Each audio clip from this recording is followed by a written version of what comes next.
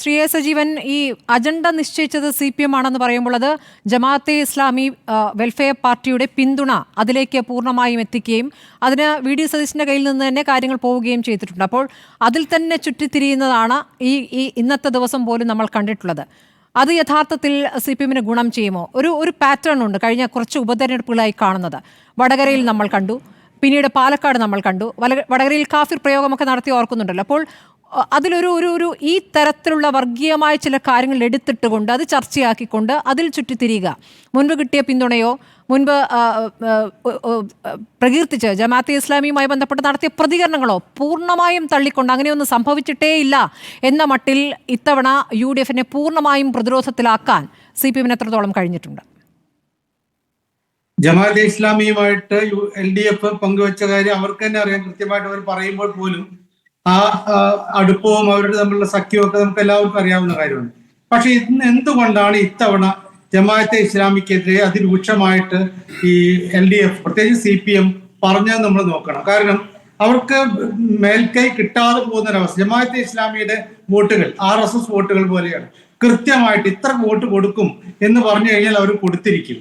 അത് കൃത്യമായിട്ട് UDFന് കിട്ടുകയാണ് എങ്കിൽ അത് UDFന്റെ വിജയത്തിന് വളരെയധികം സഹായകമാകും എന്നുള്ള കാര്യത്തിൽ സംശയമില്ല. ഈ ഘട്ടത്തിലാണ് അതേ കാര്യം വെച്ചുകൊണ്ട് സുന്നി വോട്ടുകൾ തിരിച്ചു പിടിക്കുക, അതായത് ലീഗിന് അനുകൂലമായി പോകാവുന്ന EK വിഭാഗം സുന്നികളുടെ വോട്ടുകൾ അത് ഇങ്ങോട്ടേക്ക് മാറ്റിയെടുക്കുക എന്ന് പറയുന്ന കൃത്യമായ അജണ്ട, അവിടെയാണ് സുഭാഷ് പറഞ്ഞ അജണ്ട നിശ്ചയിക്കൽ ഒരു കാര്യം വരുന്നത്.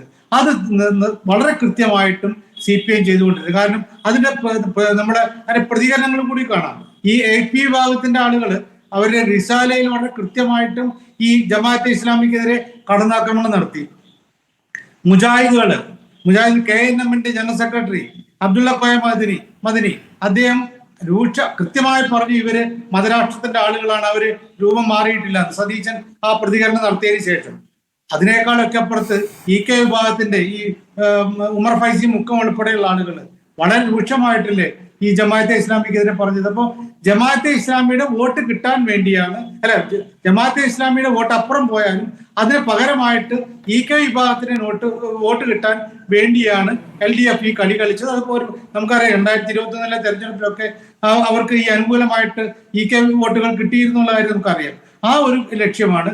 വേറൊരു കാര്യം പറയാനുള്ളത് അൻവറിന്റെ കാര്യത്തിൽ. അൻവർ നേരത്തെ സണ്ണിക്കുട്ടി പറഞ്ഞത് ശരിയാണ്. സാധാരണഗതിയിൽ ഇങ്ങനെ ഇടംതിരിഞ്ഞു നിൽക്കുന്ന ഒരാള് ആ അവസാന ഘട്ടത്തിൽ തന്റെ ശക്തി തെളിയിക്കാൻ രണ്ട് മുന്നണികൾക്കും മുന്നിൽ സ്വന്തം ശക്തി തെളിയിച്ചില്ലെങ്കിൽ രാഷ്ട്രീയമായിട്ട് വലിയ പരാജയം ഉണ്ടാകാം. പക്ഷേ അൻവറിന്റെ കാര്യം നമുക്കറിയാം. അൻവർ കുറച്ച് ദിവസങ്ങൾക്ക് മുമ്പേ പറഞ്ഞ ഒരു കാര്യം മതി, VD സതീശനെ ഈ UDF ചെയർമാൻ സ്ഥാനത്ത് നിന്ന് മാറ്റും എന്ന് എനിക്ക് ഇപ്പോൾ ഉറപ്പൊന്നും തരണ്ട, തെരഞ്ഞെടുപ്പിന് ശേഷം പറഞ്ഞാൽ മതി, അല്ലെങ്കിൽ അങ്ങനെയാണ് എങ്കിൽ ഞാൻ നിങ്ങൾക്ക് നിരുപാധികം പിന്തുണ നൽകാം. അതായത് VD സതീശനോടുള്ള അദ്ദേഹത്തിന്റെ പക എന്ന് പറയുന്നത് നമുക്കറിയാം. അദ്ദേഹത്തിന് കിട്ടാൻ 2026 കിട്ടേണ്ട ഒരു സീറ്റ് നഷ്ടപ്പെടുത്താൻ വേണ്ടി സതീശൻ കളിച്ചു എന്നുള്ളതാണ്. അതിന് പകരം VD സതീശനും മാറണമെന്നില്ല. അദ്ദേഹത്തിന് 2026 ഒന്നുകിൽ നിലമ്പൂര്, അതല്ലെങ്കിൽ അതേപോലെ ഏതാണ്ട് ഉറപ്പുള്ള, ജയിക്കണമെന്നൊന്നുമില്ല, ഏതാണ്ട് ഉറപ്പുള്ള മണ്ഡലം കിട്ടിയാൽ മതി. അതിനു വേണ്ടിയായിരിക്കാം അൻവർ ഇപ്പോൾ ഈ കളി കളിക്കുന്നതെന്നാണ് ഞാൻ വിചാരിക്കുന്നത്. ശരി.